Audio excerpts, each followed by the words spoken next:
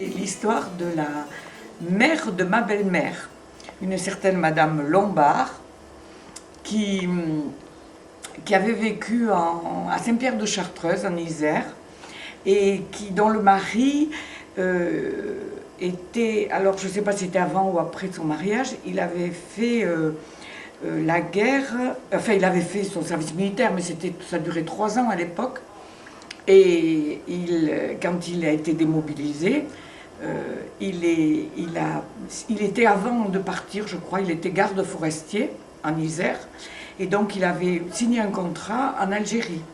Donc il est parti avec sa femme et leur petite fille qui devait avoir 18 mois, 2 ans. Donc ils sont partis, ils ont quitté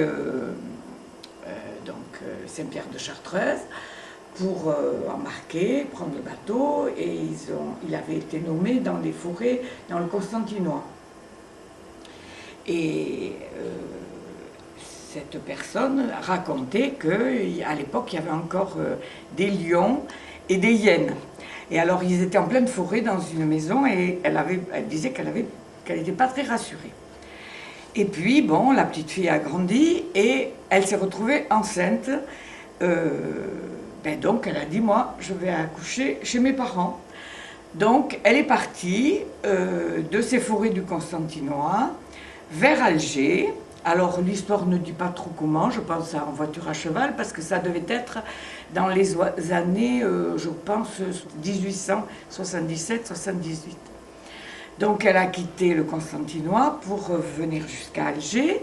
À Alger, elle a pris le bateau jusqu'à Marseille.